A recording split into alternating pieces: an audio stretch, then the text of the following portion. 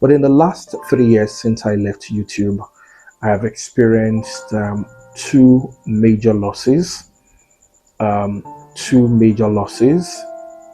And of course, most recently in February, the 14th of February 2026, I lost my dad, Elder John Ayodele Ojo. It's going to be 6 months or 7 months in September since my dad passed. And it's just very, very, looks very impossible that a time would come in my life that I would go home and my dad would not be at home, not because he traveled. I mean, I go home now, I see my dad's car. Sometimes I open it just to smell him. Grief is terrible. Hello. I think it's hi guys that we say, right? It's good to be here again. I'm not exactly sure if I am back. My name is Ayo. Yeah. Oh my goodness. So before I started this video, I went to my YouTube studio to check the last time that I put up anything on YouTube, and I realized that the last time I posted anything on YouTube was 3 years ago. Whether a long form video, whether YouTube shorts, that was 3 years ago. And so it's been heavy on my mind lately to return to YouTube. A lot of water don't pass under the bridge. The very good, the super good. May bad things never happen to us, but of course the ugly ones also happened. So hi guys, good to be here. Yeah, that's how we start, right? Hi guys, welcome to my channel. My name is Ayo Emmanuel Ojo, popularly called Daddy's Corner here on YouTube. I know for a lot of you, this is going to be the first time of you seeing my video, seeing my channel. I just hope some of the OGs will still get notification. And probably if they do, hopefully they remember. Before the long break, I create content about family. I'm very big on family. And I create content around real estate here in Ibadan, the capital of Oyo State, where I live. I live in Ibadan. I still live in Ibadan.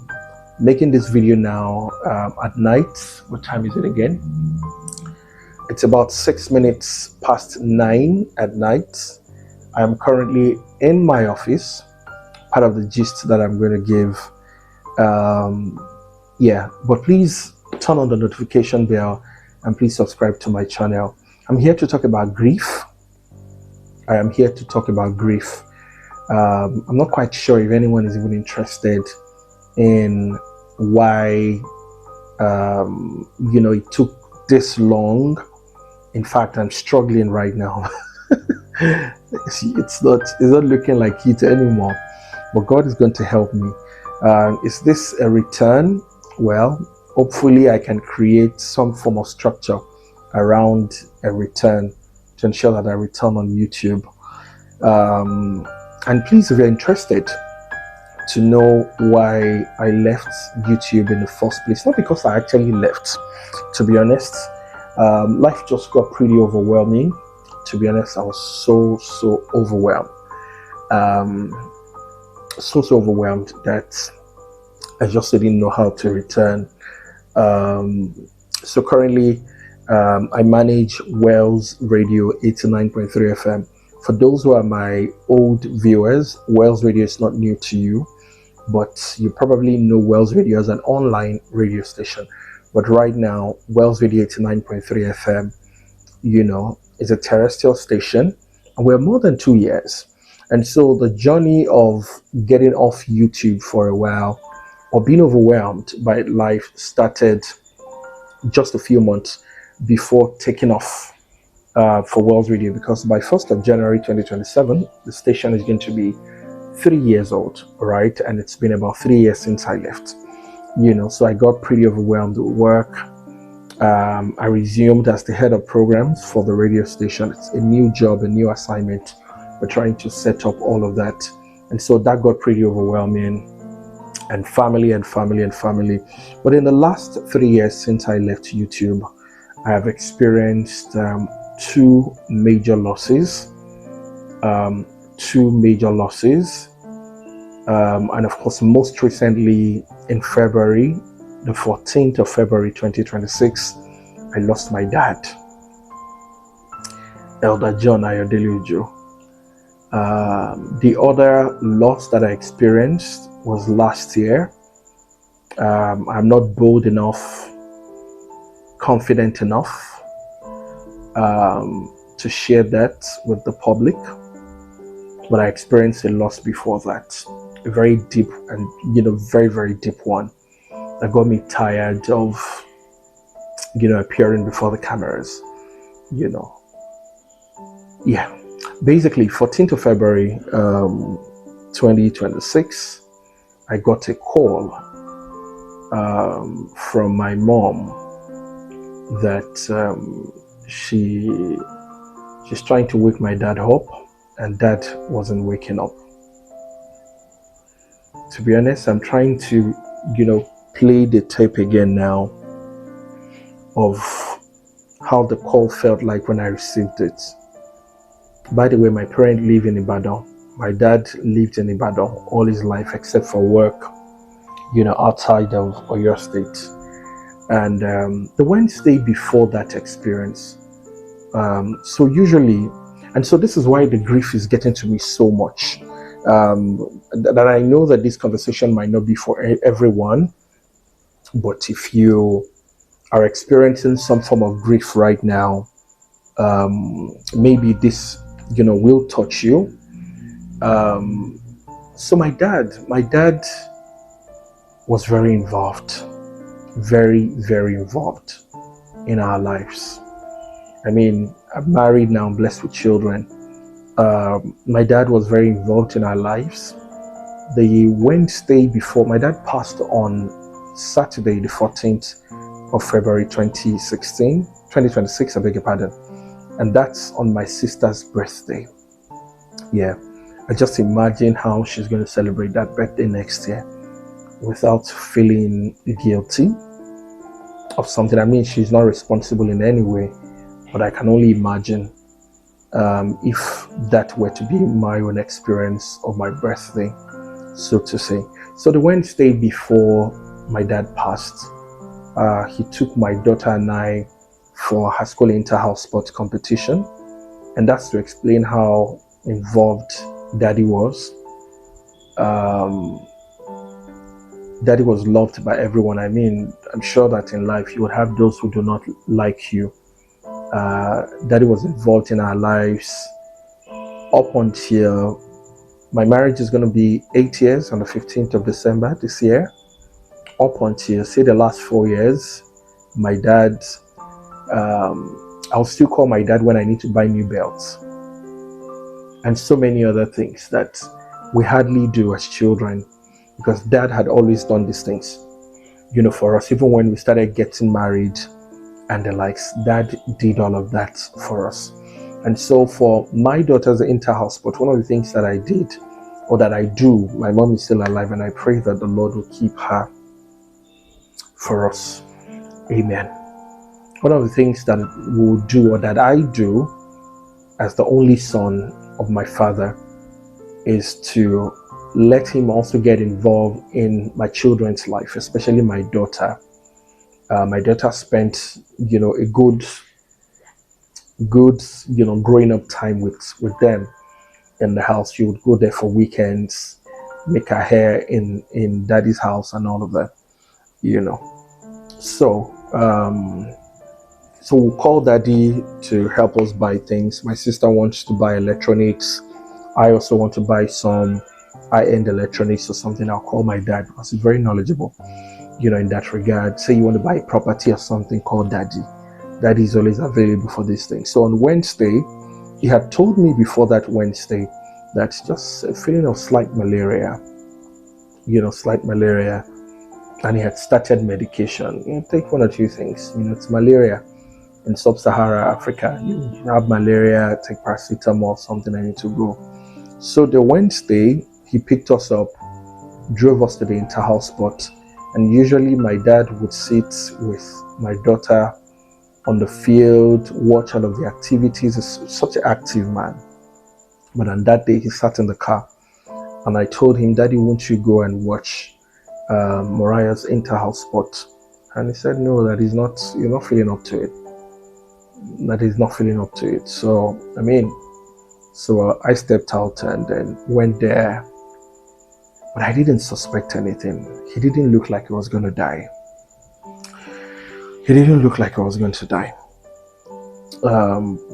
How do people want to die? How do they look? Maybe that's going to be another question.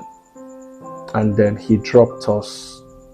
But it's obvious that this man wasn't feeling too good. And malaria, it looked like malaria. So he started taking medication, took malaria injection, and he had gotten better. And so before that day, my sister and I had disagreed on a particular issue on the family WhatsApp platform that I blew out of proportion. I do that a lot, just to, let's charge this room a bit, right? So I did that, and Daddy started, apologizing on her behalf and telling me not to get offended. And she wanted to host us for her birthday dinner. So I said from that, disagreement on the group that I'm not going to show up at the dinner and all of that, that I won't show up. So Daddy called me to say, you know what, go for the dinner, which was to be in a restaurant in the mall. That's at the Palms Mall in Ring Road. And we said, okay, Daddy, you're also going to come around. And he said, no, that he would like to rest. So we said, oh, Mommy, you come around. And Mommy said, no, she can't leave her husband. And all of that. So we went there. So Daddy said one thing, meaning when you get to the mall or where you're going, please call me so I can pray for you. Honestly, we didn't suspect anything, because he had recovered, he had started talking well again. Not like he didn't even speak well at all. So we got to the mall. My sister and I had made up. We do this fighting, we have always done it. So got to the mall, bought pounded yam for us. My wife joined, my daughter was there, my younger sister Aureolua, my sister's husband. So it's the whole family. Imagine how God put all of us together under the same roof, on the same table, the day Daddy died. So we finished and all of that. My sister went home, we went home, blah, blah, blah. And just a few minutes past 9, I checked the time, it was almost 9:30. Then I get this call from my mom, crying, panicking on the phone. I love my parents so much, and I really do not want to see them in distress. And Mommy said, oh, it's shocking to see that my mom was calling my dad by his first name, Ayo. My dad is Ayodele. And said, Ayo. So I heard that over the phone. I was destabilized. I was thrown off, whatever. I called my wife. What's that? So my dad, I need to move. So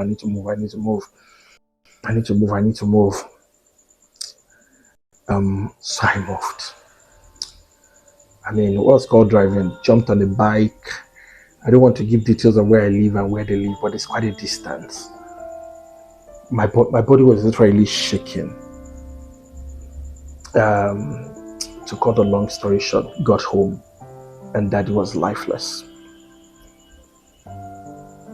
Grief is terrible. Grief is hard. How am I feeling? So I broke down. At the funeral, I tried my best to put everybody together. I tried, even though I had cried, but I didn't think my dad deserved that little to cry. I think that's still one of the places that I am right now, or places where I am right now. to feel that my dad deserved more tears from me, that is the man who sacrificed all that he had. I said at the funeral that my dad would have been one of the richest men, but he sacrificed everything for his children. He didn't have access to some of the top-notch quality education or beautiful things, but he wanted us to have it. And so rather than invest in some of the things that his peers, contemporaries invested in, he decided to, put his money elsewhere, especially in a way that it would touch the life of his children. So it's been very tough for me. The first few days after my dad passed, I was in and out of the hospital. In fact, a month after. That's another conversation entirely. If you want to hear that story, please put a comment there. I probably would share. And that's the beginning of grief for me, because grief messed up my health, messed up my head. My dad passed in February, and then I resumed my role as general manager of this radio station, Wells Radio 89.3 FM, in April. I'd become the acting general manager in September. And this particular confirmation was what my dad prayed for. He wanted it by all means. In fact, even more than myself. My dad wanted it badly, And so when I was confirmed, I didn't even know how to feel. The man who wants this so badly is not even here. So why am I sharing all of this rant? I'm sharing all of this to see, I've also been advised that if you share, if you talk, you're going to feel better. Even though it's better now, it's going to be 6 months or 7 months in September since my dad passed. And it's just very, very, very, it looks very impossible that a time would come in my life that I would go home and my dad would not be at home, not because he traveled. I go home now, I see my dad's car. Sometimes I open it just to smell him. Grief is terrible.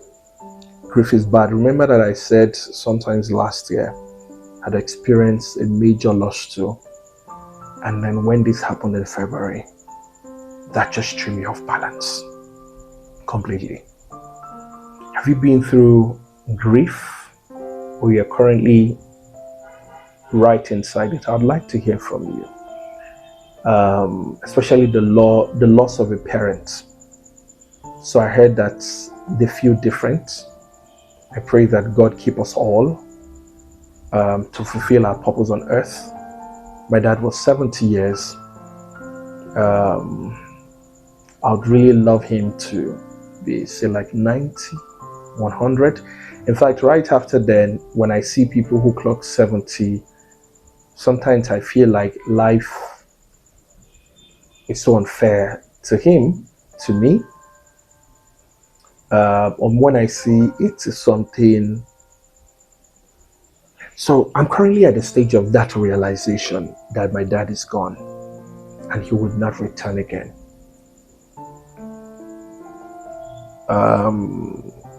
So I work in Oluyole Estate, and Oluyole Estate also hold a very strong significance to the relationship between my dad and I.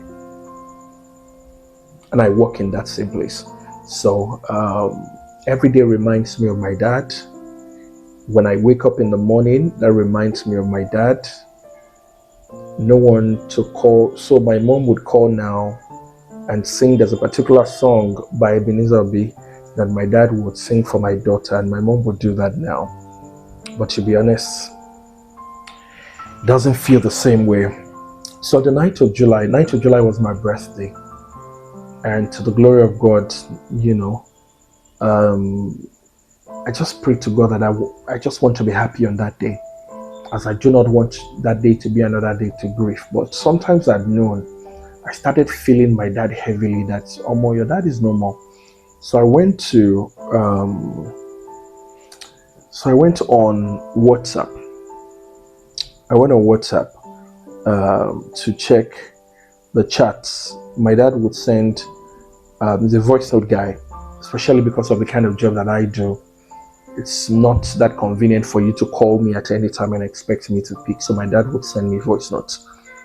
So I went back to 9th of July last year to play the voice note, the prayers. And when I, started playing the prayers, I started crying like a child. I'm way above 30, and I still feel this way. And I said this to the doctor at the time when I was in and out of the hospital. And he said, no, grief doesn't respect your age. Even if this had happened, or if this happens when you're 50, you probably still feel the same way. So, you're dealing with grief, or you have, how is it? School us, school me. School us. Hopefully this will be something that someone, going through this would also like to, watch, so that they can also read and learn from you. And I would like to hear from you after the loss of, say, parents. Run me through the step by step if that's something you would like to share. So like I said at the beginning, if you are still watching up until this moment, I miss YouTube. I would like to return. I am not so sure if this is my return, but sitting here right now, I feel comfortable. I feel very comfortable right now doing this. Maybe I'll be back. So my work is more now. I'm currently making this in my office. I'm looking at my table right over there, right after this video. So this is about 26 minutes past 9. I'm still going to be awake up until like 12, 11, doing some other office work that I need to tidy up. That's another thing, using work to mask the feeling.